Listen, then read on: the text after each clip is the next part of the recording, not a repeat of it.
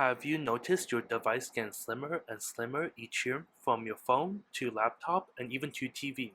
They're getting lighter, sleeker, and somehow with less features. But what is causing this trend? Back in the early 2000s, phones were thicker and more cumbersome to use, but they had so many features. They were built to last, such as with the Nokia, and repair were simple.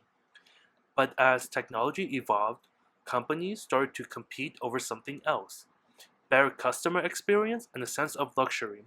Just like with the screen size and the display, the thickness have become a selling point. In order to make phones thinner, companies were forced to remove certain features on their phone, such as the headphone jack, removable batteries, expandable storage, and the physical SIM card. Luckily, we are at a point where companies haven't removed the charging port yet.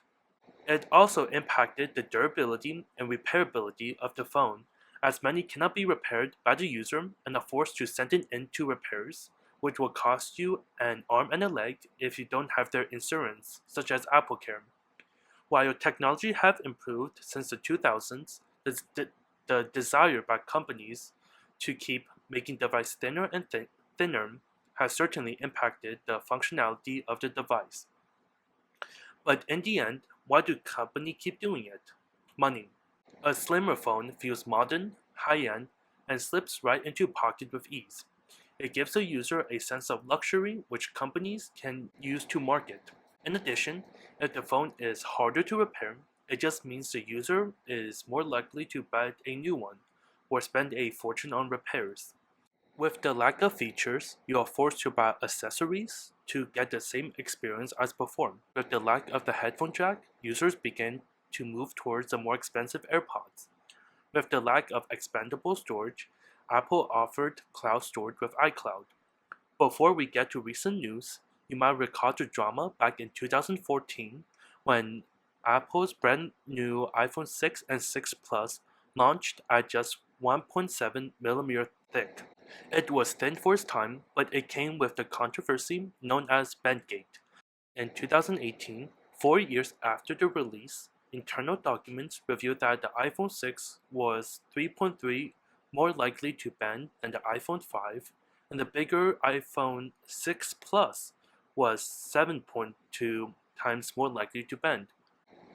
Apple deliberately sacrificed structural integrity in order to push the limits on how thin they can make the phone. Apparently, rumors of a Bendgate 2.0 have been spreading due to the leaks, which suggest Apple's upcoming iPhone 17 Air will be even thinner, down to 5.5 millimeters. While this is not as thin as the recent iPad Pro, which was at 5.1 millimeters, it is still impressive on how far Apple is willing to push, considering the iPhone 16 was only 7.8 millimeters. Another company that announced their slimmed down version of their flagship was Samsung, with their Galaxy S25 Edge. It is at 5.8 millimeters thin, which is not as thin as the iPhone 17 Air. It is still very impressive. The device is currently available for pre-order and it ships May 30th, well before Apple releases theirs. So what does it mean for us, the consumers? While our phone looks more amazing than before, it is becoming more fragile, less repairable, and harder to customize. Even so, other companies are going towards a different direction, towards repairability and durability, such as the Google Pixel, which still has a long way to go.